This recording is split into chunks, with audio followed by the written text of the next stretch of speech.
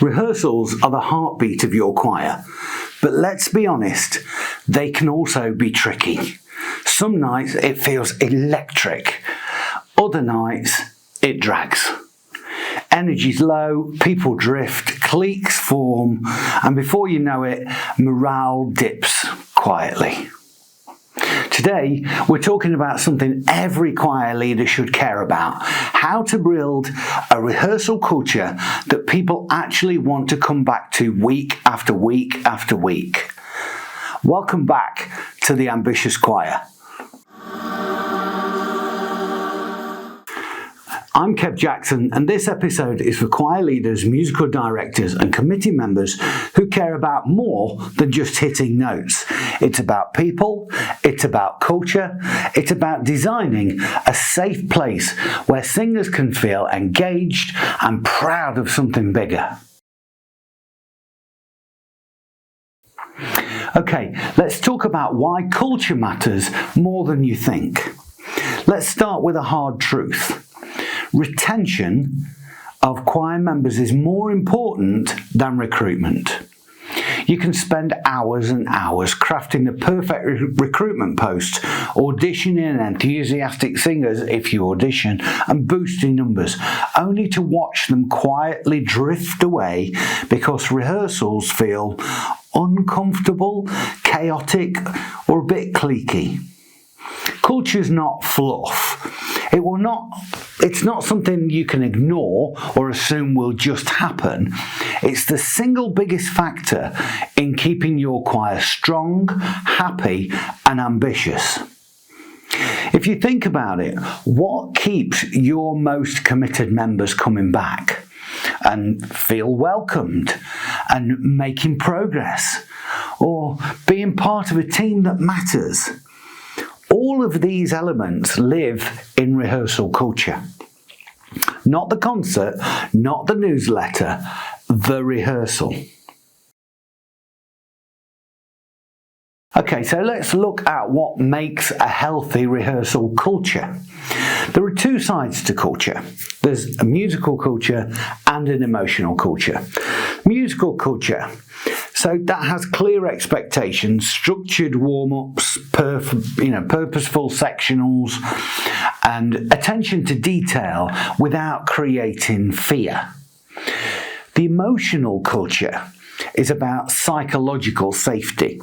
People feel able to ask questions, to make mistakes, and learn. It's about belonging. Cliques are managed and everybody has a place. The energy, so the enthusiasm is contagious when it's encouraged. And here's the kicker. Many choirs focus on the musical standards but neglect the emotional culture. And the result is that you have frustrated singers and hidden dissatisfaction. A choir might sound good but feel decidedly off. Now, ambitious choirs know that warmth and standards are partners.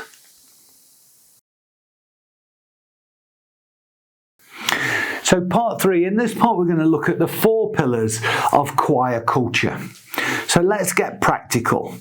I call this framework clarity, energy, belonging and progress.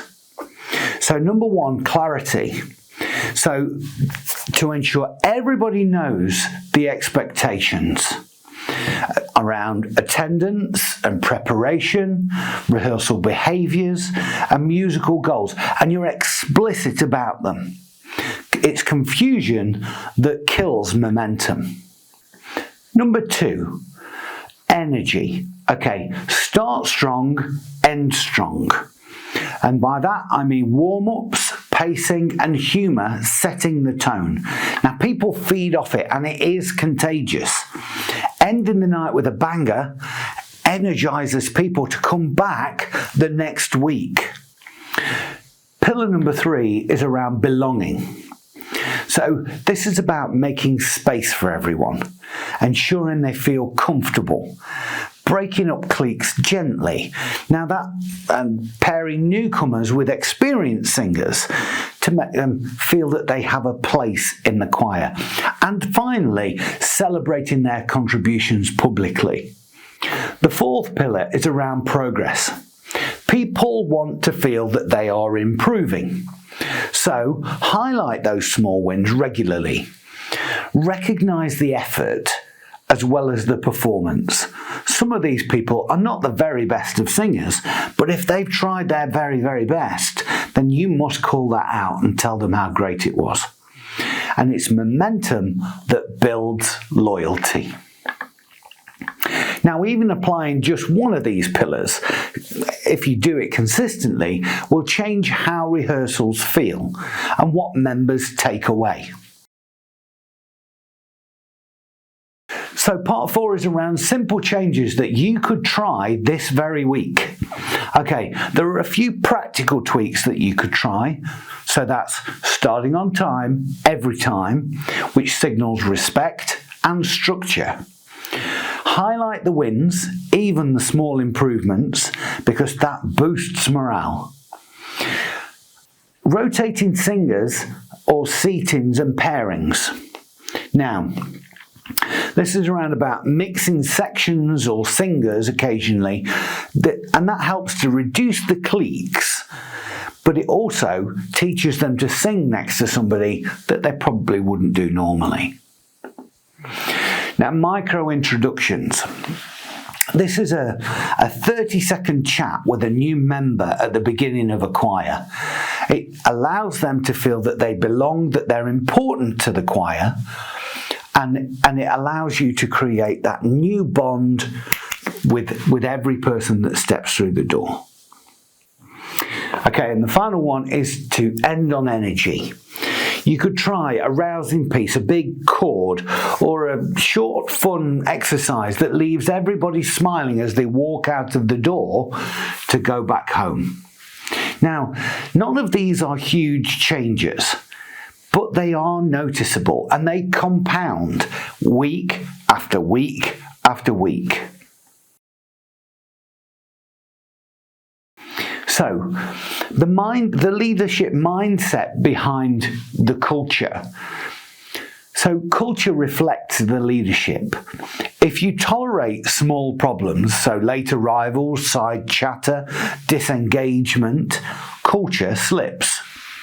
If you design expectations thoughtfully, apply them consistently, and enforce them warmly, then culture thrives. Ambitious choir leaders don't just focus on the music. They curate the experience of being a part of the choir. So, in closing for today, 3 key takeaways for you. Number 1 is rehearsal culture drives retention more than recruitment. Number 2, focus on the clarity, the energy, the belonging and the progress. Even small tweaks will make a big difference.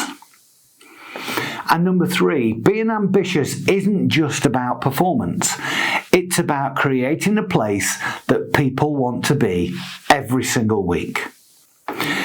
If today's episode resonates with you, subscribe to The Ambitious Choir. In our next episode, we're tackling something that almost every choir leader struggles with: clear leadership structures that reduce committee chaos and help choirs thrive.